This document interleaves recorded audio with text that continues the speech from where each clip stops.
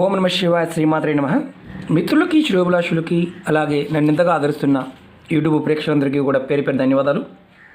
మిత్రులారా, మీ అందరికీ కూడా ఆ పరాదేవత వెళ్ళవేళలా మీతో ఉండి మీ మనోవంచలు నెరవేర్చాలని మనస్ఫూర్తిగా కోరుకుంటున్నాను. ఈరోజు మనం ఒక అద్భుతమైన ఉపాయం తెలుసుకుందాం.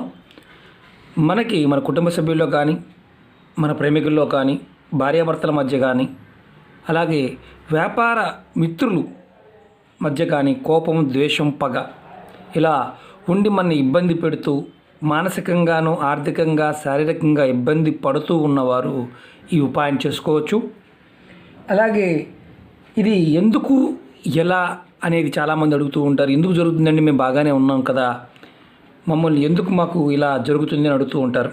మిత్రులారా, ఇలాంటివన్నీ జరగడానికి బలమైన కారణం జనఘోష, నరఘోష, దృష్టిదోషం.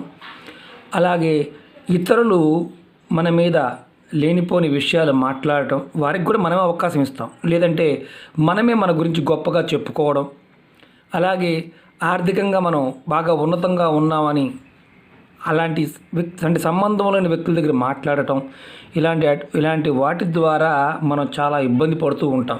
కానీ దాన్ని మనం గమనించాం. దానికోసం మనం ఎన్నో పూజలు చేస్తుంటాము, నోములు వస్తుంటాము, అలాగే రకరకాల ఆలోచనలతో మనం సతమతమవుతూ ఉంటాం. ఈ రోజున ఈ చిన్న ఉపాయం ఎవరికి వారు చేసుకునే ఉపాయం, ఆడవారైనా మగవారైనా చేసుకోవచ్చు. ఈ ఉపాయానికి ఎటువంటి నియమ నిబంధనలు లేవు. మళ్ళీ చెప్తున్నాను, ఈ ఉపాయానికి ఎటువంటి నియమ నిబంధనలు అంటూ ఏమీ లేవు. అది గుర్తుంచుకోవాల్సిన విషయం. ఇది చాలా తేలికైన ఉపాయం. జాగ్రత్తగా వినండి, స్కిప్ చేయకుండా చూడండి. ఎందుకంటే ఈ ఉపాయానికి కావాల్సిన పదార్థము, వస్తువు, చేసే విధానం చాలా ఇంపార్టెంట్. అంతేకాని మనం ఏ పదార్థం చెప్పామో ఆ పదార్థం కాకుండా సబ్స్టిట్యూట్గా వేరే పదార్థం వాడి చేస్తే ఎటువంటి ఫలితము రాదు.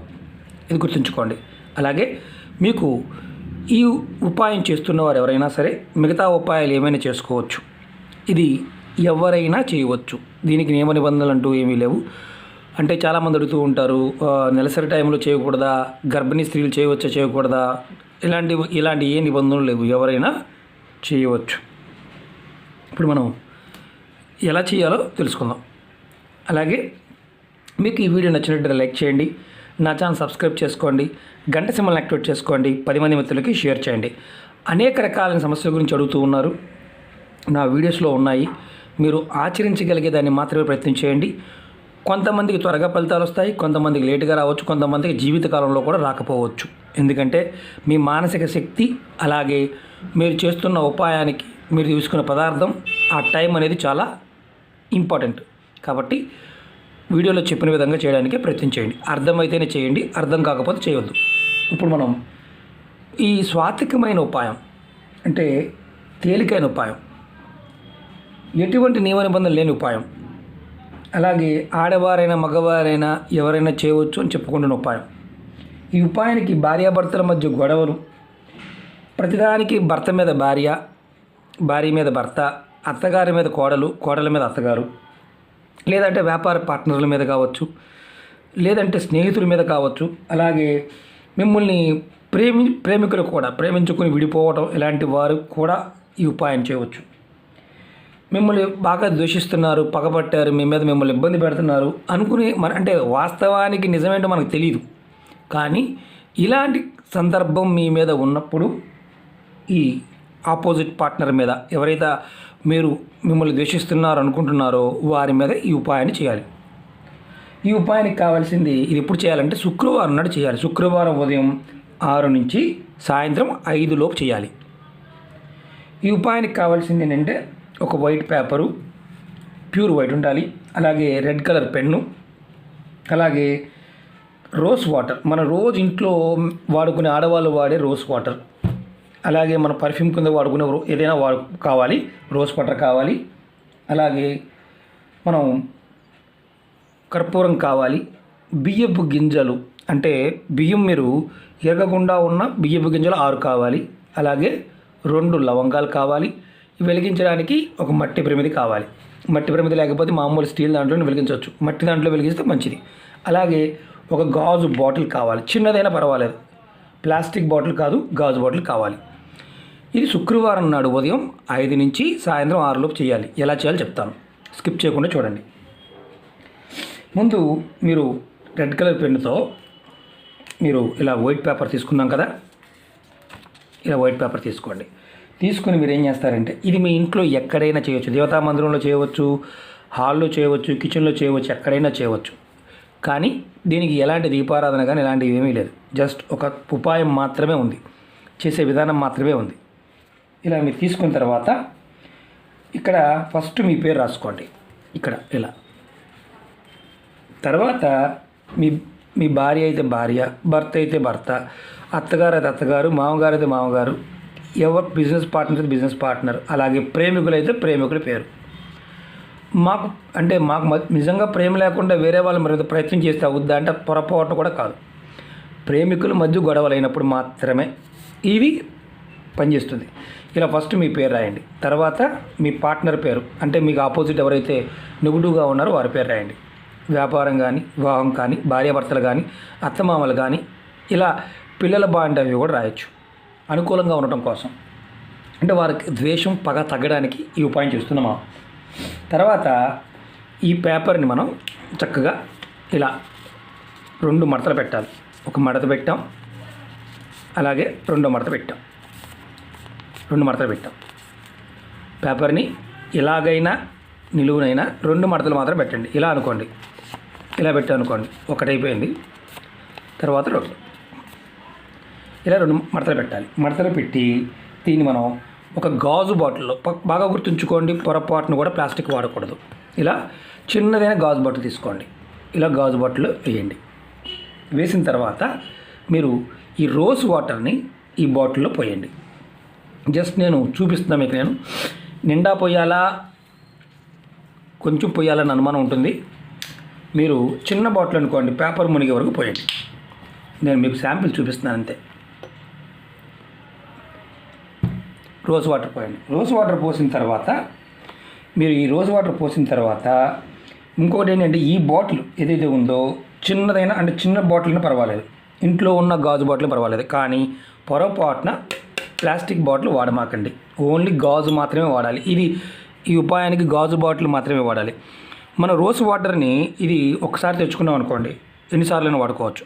కానీ ఈ బాటిల్ని కానీ మళ్ళీ రిపీట్ వాడకూడదు. వారం ప్రతి శుక్రవారం చేసుకోవాల్సిన ఉపాయం కాబట్టి ఇది ఇలా రాసి దాంట్లో వేసిన తర్వాత 2 మడతలు పెట్టి రోజ్ వాటర్ చిన్న బాటిల్, చిన్న మడత పెట్టి పెట్టుకోవచ్చు. ఇంత పేపర్ మీద రాసుకోవచ్చు, ఇబ్బంది లేదు. ఇప్పుడు మనం ఇది పక్కన పెట్టుకోవాలి. పక్కన పెట్టుకొని దీంట్లో మనం ఏదైతే రోజ్ వాటర్ పోసాం కదా, 6 బియ్యపు గింజలు, 1 2 3 4 5 6 బియ్యపు గింజలు ఆ రోజ్ వాటర్లో వేయాలి. తర్వాత మనం రెడీ చేసుకొని పెట్టుకున్న ప్రమిది ఏదైతే ఉందో ఈ ప్రమిదిలో మనం ఈ 2 లవంగాలని ముందు కర్పూరం పెట్టండి. ఇలా 2 కర్పూరం పెట్టండి. కర్పూరం పెట్టి ఈ లవంగాలని దీని మీద పెట్టి వెలిగించాలి.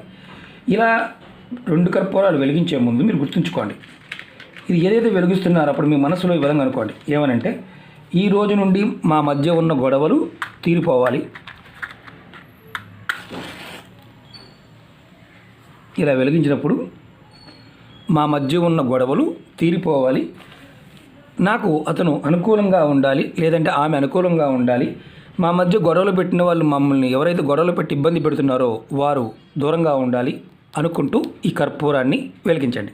ఇలా కర్పూరం వెలిగించిన తర్వాత దాని మీద లవంగాలు వేసాం కదా, ఈ లవంగాలు కాలిపోతాయి. కాలిపోయిన ఈ పౌడర్ని మీరు మీ మనసులో కోరికను అనుకుంటూ ఉంటే, ఏదైతే మీ మధ్య గొడవ రావడానికి నెగిటివ్ ఎనర్జీ ఉందో ఆ నెగిటివ్ ఎనర్జీ తొలగిపోతుంది. ఈ కర్పూరాలు కాల్చడం వల్ల తొలగిపోయి, ఈ కాలిపోయిన పౌడర్ని ఏం చేయాలంటే, ఏదైతే మనం రోజ్ వాటర్ వేసామో ఆ రోజ్ వాటర్ బాటిల్లో ఈ పౌడర్ని, ఈ లవంగ కర్పూర పౌడర్ని వేసి దాంట్లో మూత పెట్టాలి. నేను చూపిస్తాను మీకు. నేను ఈ లవంగాలని మొత్తం కాలిపోయే వరకు మీరు, అంటే ఇది మొత్తం పూర్తిగా కాలాలి. ఒకవేళ పూర్తిగా కాలకపోతే మళ్ళీ మీరు అవసరమైతే దాంట్లో మళ్ళీ కర్పూరాన్ని వేసి పూర్తిగా కాలే వరకు, ఈ లవంగాలు పూర్తిగా కాలే వరకు ఉంచండి.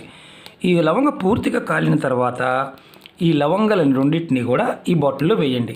నేను ఇది మంట కొస్తా ఎక్కువగా ఉంది. తగ్గిన తర్వాత మీకు దీంట్లో వేసి చూపిస్తాను.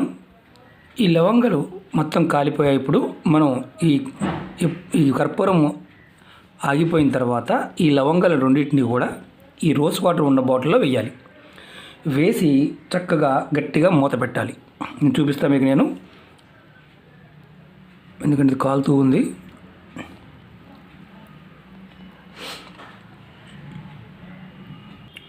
చూడండి, 2 లవంగాలు కూడా అంటే మొత్తం కర్పూరం అంతా అయిపోయింది. లవంగాలు లాస్ట్లో ఉన్నాయి. నేను ఎందుకంటే వేడిగా ఉంది కాబట్టి ఈ మంట ఆరిన తర్వాత మాత్రమే మీరు ఈ లవంగాలను తీసి దాంట్లో వేయండి.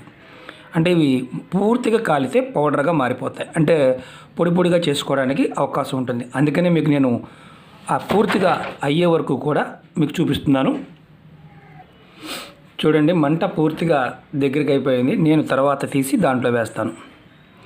ఇది వేసిన తర్వాత ఈ ప్లాస్టిక్ బాటిల్ కాకుండా ఇలా గాజు బాటిల్ తీసుకున్నాం కదా, పొరపాటు ప్లాస్టిక్ వాడమాకండి, ఎలాంటి ఫలితం ఉండదు. గాజు బాటిలే కావాలి.